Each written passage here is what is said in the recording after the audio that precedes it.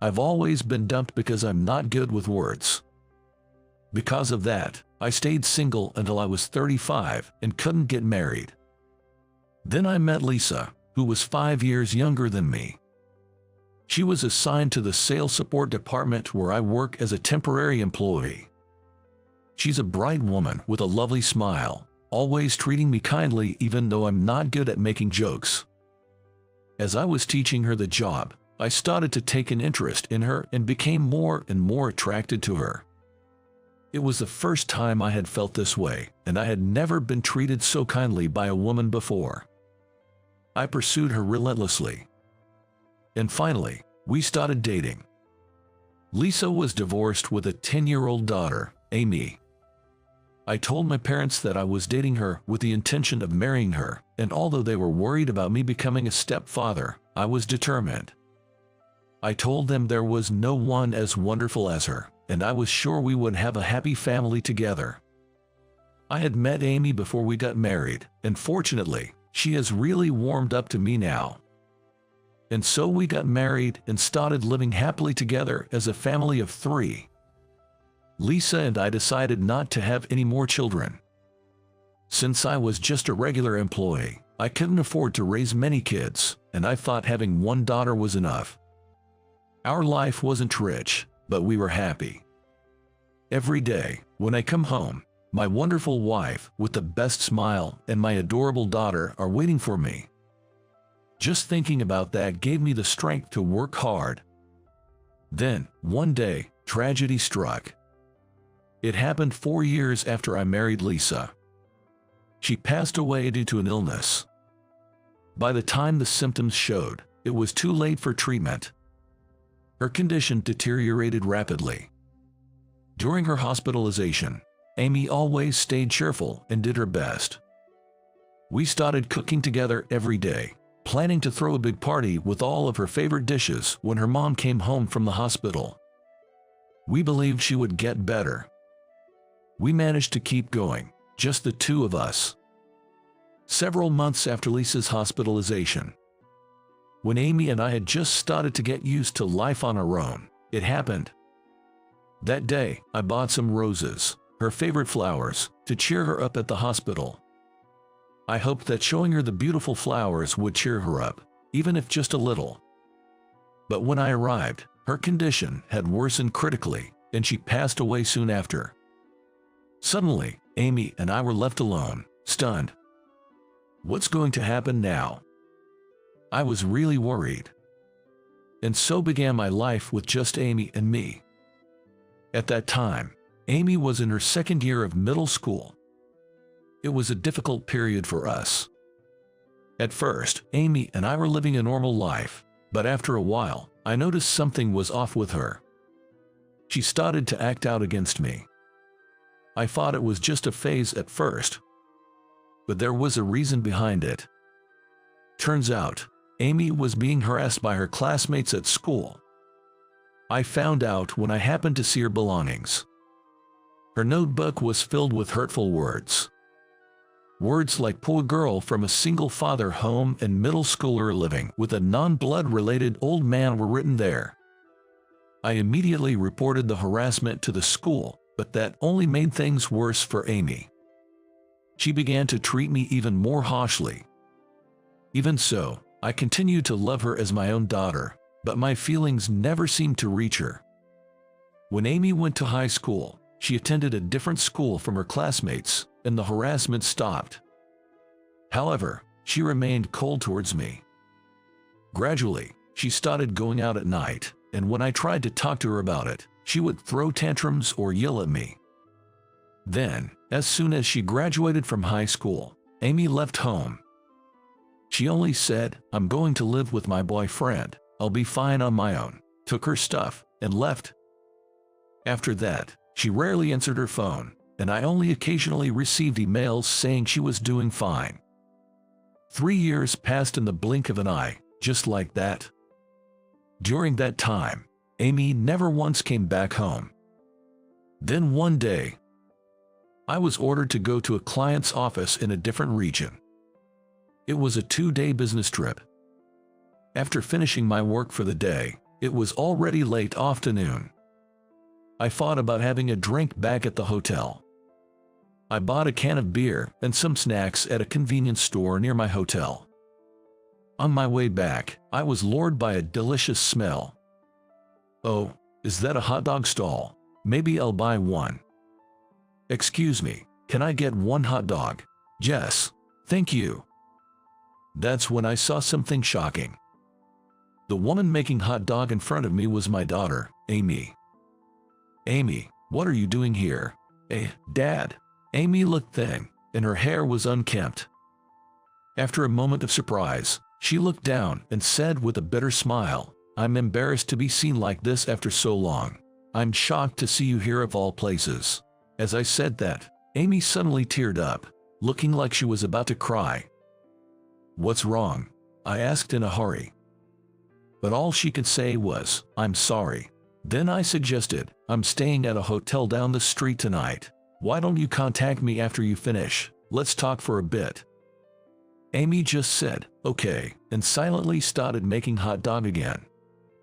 That night, I received a message from Amy, and we agreed to meet at a diner next to the hotel.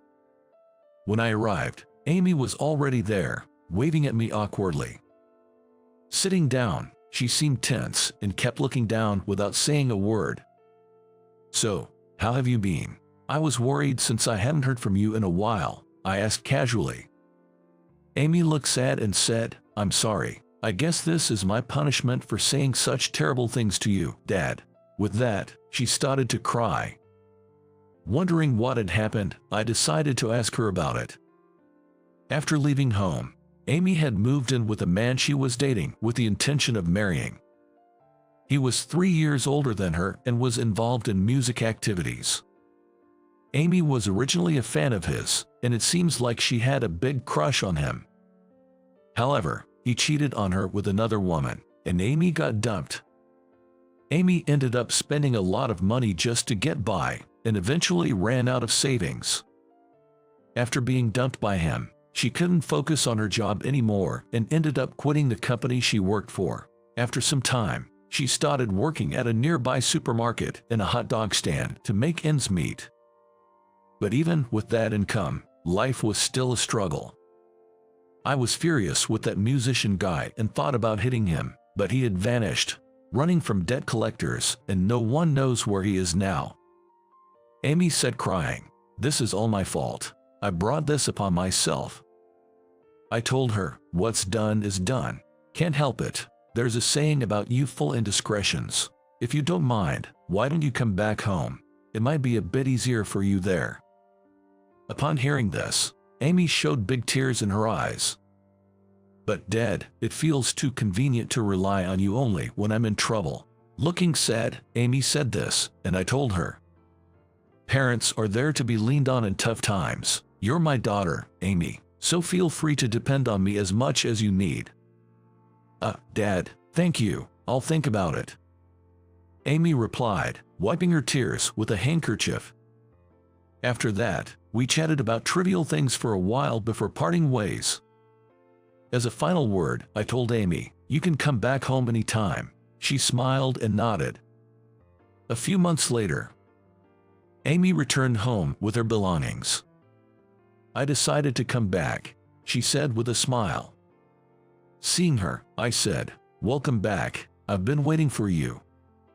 After that, Amy and I started living together again.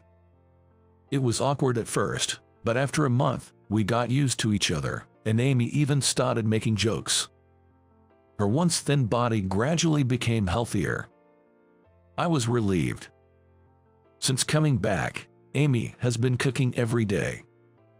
Her chicken soup, in particular, is outstanding. It has a gentle flavor, somewhat reminiscent of Lisa's chicken soup, sometimes bringing tears to my eyes. Seeing me like that, Amy asked, laughing, "Is it so delicious that you're about to cry?" "Yeah, it's so good it makes me want to cry." Amy laughed heartily, saying, "What's that supposed to mean?" Watching Amy's smile, I truly felt glad she was getting better. After returning home, Amy got a job at a local factory. She worked hard at her job while also doing her best with the household chores. I was really proud of her.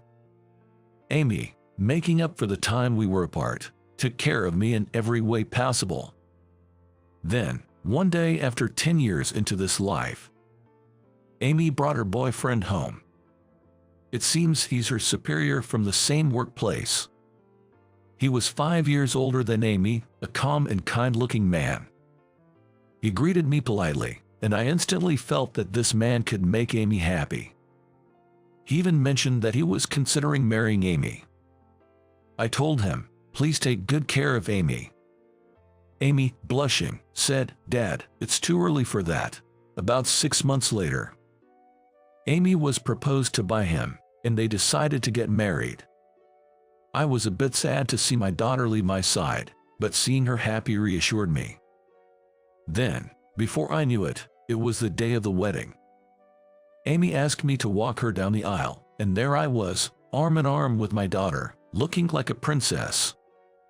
As we walked, I was so nervous my mind went blank, but then Amy softly spoke to me. Dad, I was happy because you were my father. Huh? When I glanced at my daughter's face, she was looking at me with a beautiful smile, just like Lisa in her younger days. With my vision blurred by tears, I managed to walk with her to the end and smiled at her. Then we took our seats at the reception hall. Looking around, I saw orange roses, my wife's favorite, decorated everywhere. In the center, my daughter, dressed in a pure white gown, was smiling happily. Then a staff member took the microphone and announced, "Now, the bride will read a letter to her parents." Amy stood up and began to speak, looking ahead. To my mom in heaven, do you remember the promise we made before you passed away? Huh? I looked up. Mom, when I visited you in the hospital, you taught me how to make Dad's favorite chicken soup, other cooking recipes, and many other things. At that time, you made me promise to take care of Dad until I found someone special. I realized then that you wouldn't be with us much longer.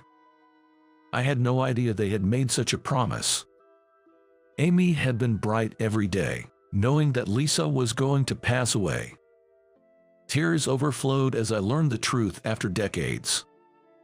I couldn't keep that promise right after Mom passed away. I'm sorry, but I realized Dad, although not good with words, is indeed the kindest and most loving person, just like Mom said.